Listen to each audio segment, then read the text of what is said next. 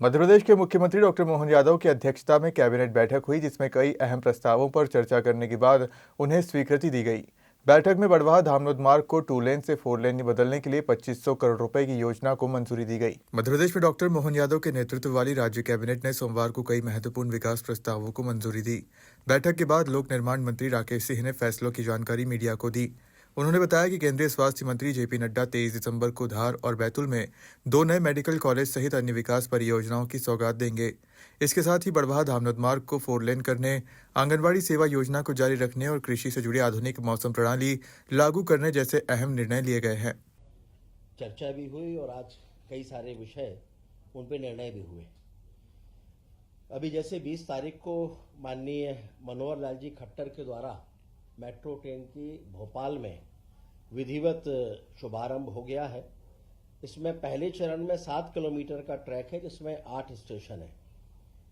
अब हम गर्व से कह सकते हैं कि मध्य प्रदेश में 2 शहर इंदौर और भोपाल दोनों में मेट्रो ट्रैक का नेटवर्क स्थापित हो गया है और इंदौर में अब 3.3 किलोमीटर के अंडरग्राउंड मेट्रो रेल प्रोजेक्ट को भी सहमति मिल गई है। इसके लिए हम सभी माननीय प्रधानमंत्री जी और माननीय केंद्रीय मंत्री जी का आभार प्रकट करते हैं। साथ में माननीय मुख्यमंत्री जी के उस विजन को भी हम सराहते हैं, जिसके कारण ये चीजें शीघ्रता से संपन्न हो रही हैं। मेट्रोपॉलिटन एरिया का मैप भी 20 तारीख को लॉन्च हो चुका है, जिसमें अभी 5 जिले रायसेन, विदिशा, राजगढ़, सीहोर और नर्मदापुरम ये भी इसमें सम्मिलित हैं। इसमें 12 नगरीय क्षेत्र और 30 तहसील सम्मिलित होने वाली हैं।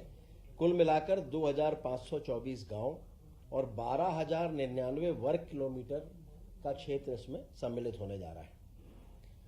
मेडिकल कॉलेज जो पीपीपी आधारित हैं, इनका भूमि पूजन भी माननीय नड्डा जी, जो हमारे राष्ट्रीय अध्यक्ष भी हैं और केंद्रीय स्वास्थ्य मंत्री हैं, उनके द्वारा 23 तारीख को ये होने जा रहा है।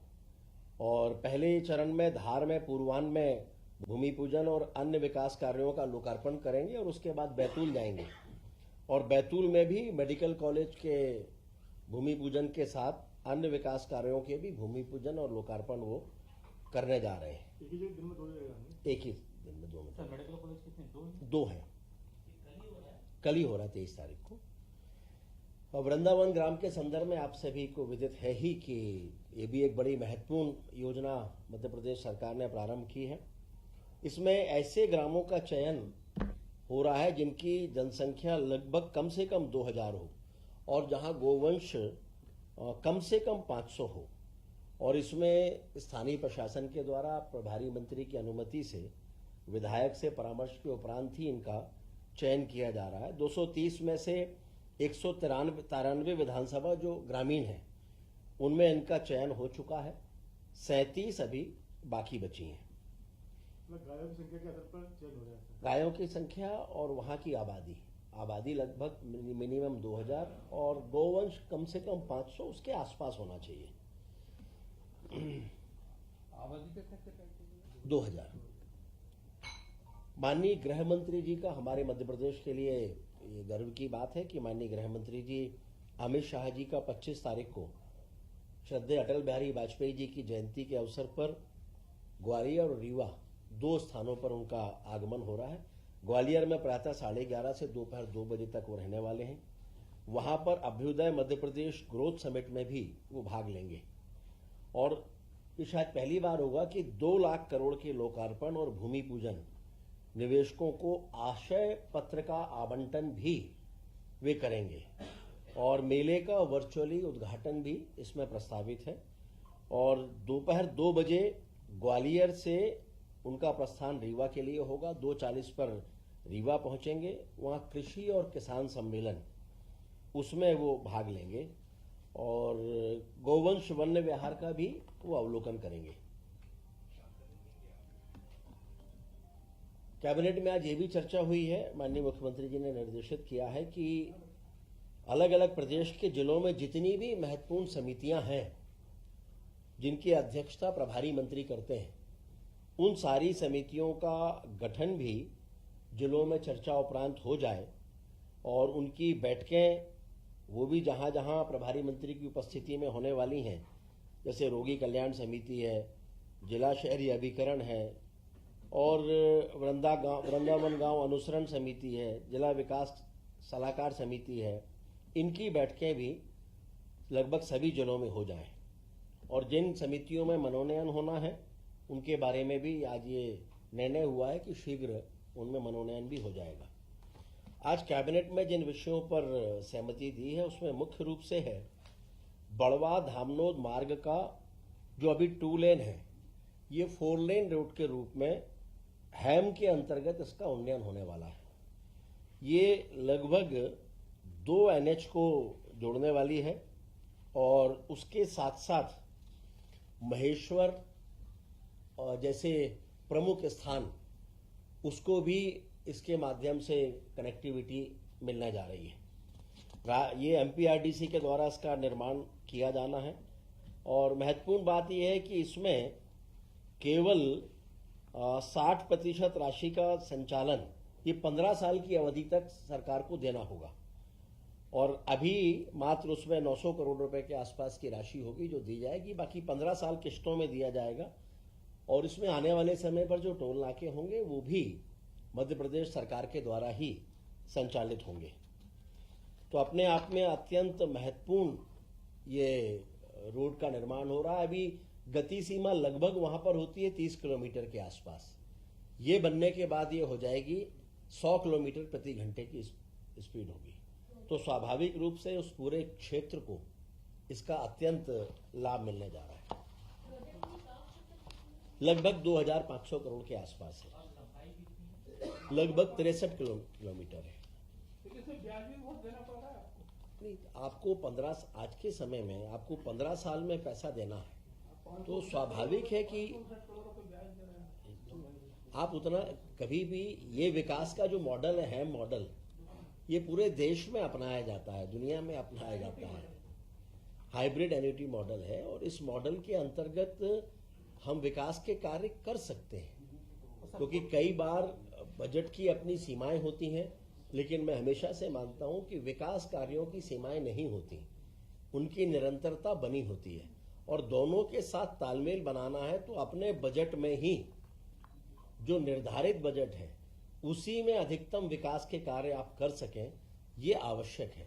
लेकिन इन 15 सालों में आप ये भी विचार करिए, रोड का मेंटेनेंस भी उसी को करना होगा जिसको ये काम होगा। 15 साल तक इस रोड का पूरा रखरखाव भी उसी के जिम्मे आएगा, तो सरकार का भी बहुत बड़ा पैसा इसमें बचने वाला है।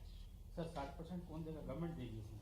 मतलब 60 और 40% का मतलब है कि 40% अभी देंगे, 60% 15 वर्षों में किस्तों में देंगे, ये ऐसा है। 19 करोड़ रुपए जीएसटी का ये तो जीएसटी तो सारे कार्यों में आप उसको ऐसा मान के चलें कि जीएसटी तो सभी कार्यों में सम्मिलित है ही।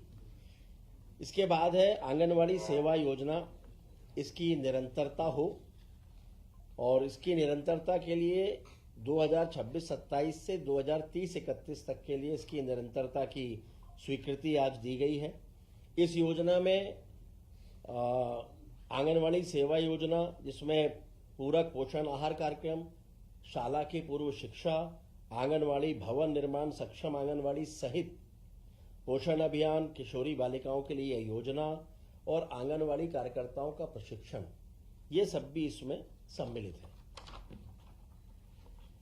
मध्य प्रदेश धर्मशास्त्र राष्ट्रीय विधि विश्वविद्यालय जबलपुर के द्वितीय चरण को भी आज स्वीकृति प्रदान की गई। हम सभी जानते हैं कि मध्य प्रदेश में 2 नेशनल लॉ यूनिवर्सिटी हैं, एक भोपाल है, दूसरा जबलपुर है। तो जबलपुर में जो उसका सेकेंड फेज है और इसके जो कुलाधिपति होते हैं वो स्वयं chief justice of Madhya Pradesh होते हैं, तो उसके लिए अतिरिक्त राशि लगभग 197 करोड़ रुपए ये भी इसके लिए स्वीकृत कर दिए गए हैं, जिसमें एडमिनिस्ट्रेशन ब्लॉक, एकेडमिक ब्लॉक, कुलगुरु और कुल सचिव के आवास और 12 multi storey staff quarters, campus की बाउंड्री वॉल, ये सब भी इसके अंतर्गत बनेंगे। प्रधानमंत्री फसल बीमा योजना के विंड्स कार्यक्रम के क्रियान्वयन को भी आज स्वीकृति मिली है। विंड्स है weather information network and data system.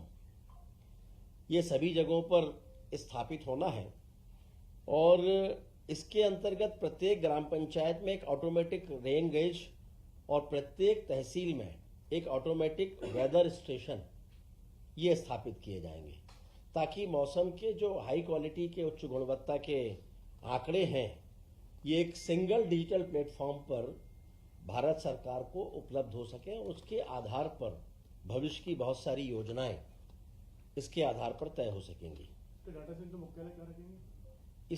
इसका जो मुख्यालय होगा वो दरअसल में वैसे देखा जाए तो जो यहाँ का मुख्यालय है भोपाल वही होगा और हर ग्राम पंचायत में इसका अलग अलग होगा और ये सारा डेटा एक तरह से कहें तो दिल्ली ही भेजा जाएगा। उसका मुख्यालय तो दिल्ली ही होगा लेकिन इसकी मॉनिटरिंग भोपाल के माध्यम से होगी।